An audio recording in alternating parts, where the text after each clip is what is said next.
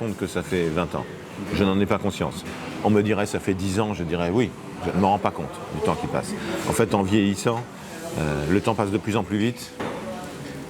Et puis j'adore le Tour de France, viscéralement, le Tour de France. Je suis devenu journaliste à travers le Tour de France, par le Tour de France, pour le commenter. La vie a fait que je suis devenu ensuite directeur du Tour. Donc, je vais reprendre la formule de notre ancien directeur de la communication, Philippe Sudre, que tu connais peut-être, qui disait « Le Tour a tellement d'imagination ». Donc en fait, on ne sait jamais ce qui va se passer sur le Tour de France. Donc, je vais dormir. Je dis souvent ça, j'ai dormi la nuit de la mort de mon père. Si tu peux dormir la nuit de la mort de ton père, c'est que tu peux tout le temps dormir. Barcelone et le Tour, c'est ça. En fait, c'est une vieille histoire. Lorsque nous sommes venus en 2009, pour faire une étape, Jean-Didier Herrou, qui était donc le maire à l'époque, m'a dit « Il était temps que vous reveniez, parce que la dernière fois, c'était l'année de ma naissance, en 1965. » Et donc, on avait déjà à cette époque-là envie de faire un grand départ dans une ville magnifique, prestigieuse, à Barcelone, en Catalogne, en Espagne. On avait très très envie. Et puis, Jean-Didier Herrou n'a pas été réélu. Mais dans son équipe, il y avait un jeune conseiller qui s'appelait Jaume Colboni. Jaume, tu dis Jaume, on dit Jaume Colboni. Et quand il a été premier adjoint, il a dit « Moi, si je suis élu maire, je veux le Tour ». Voilà comment ça s'est fait. Mais dans notre tête, ça fait plus de 15 ans. Depuis 2009. Il était temps que vous reveniez, parce que la dernière fois, c'était l'année de ma naissance, c'était en 65. Ça m'avait frappé. Aucun maire ne m'a jamais dit ça. Déjà, j'adore ça. Et ça ne me surprend pas. Bien sûr que Barcelone est capable de faire un grand départ qui va marquer, et j'en suis sûr aussi, évidemment. Je me souviens de 2009. 2009, il pleuvait. C'est-à-dire que le Tour va à Barcelone et il pleuvait. Et les gens, ça m'avait frappé, nous présentaient leurs excuses. Il y avait, tu sais, parce qu'ils voulaient faire la ville en jaune, donc tu te souviens de ces images-là? Ils avaient des carrés jaunes qu'ils mettaient théoriquement pour se protéger du soleil, mais là c'était de la pluie. Et nous, qu'il pleuve, il pleuvait, ouais. Mais j'avais senti comme une sorte de déception des gens parce qu'il pleuvait et qu'ils étaient désolés que dans leur ville il pleuve. Mais c'était pas grave. Là, il va pas pleuvoir. Quand on voit la passion, la ferveur, l'enthousiasme qu'une ville comme Barcelone est capable de donner pour les événements sportifs. J'avais moi aussi adoré les Jeux de 92, mais c'est vrai pour le foot, c'est vrai pour le Barça, c'est vrai, il y a plein d'occasions où il y a une ferveur incroyable. Donc oui, ça va être un grand départ marquant. Quand j'étais gamin,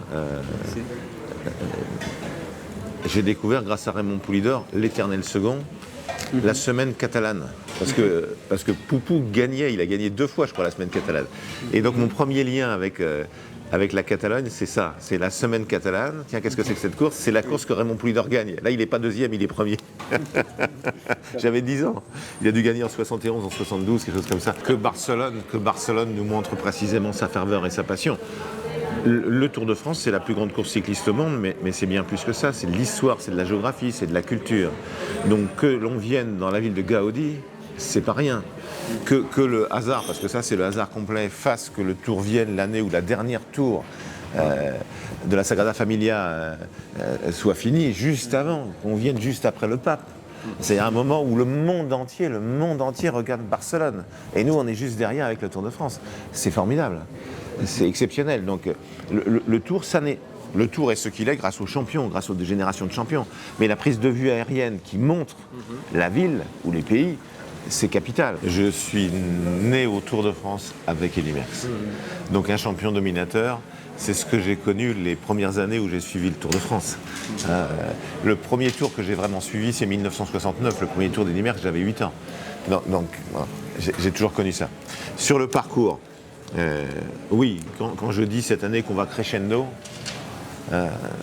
et si les Pyrénées sont un peu adoucies et les Alpes renforcées, bien sûr que c'est parce qu'on souhaite qu'il puisse y avoir du suspense jusqu'au bout.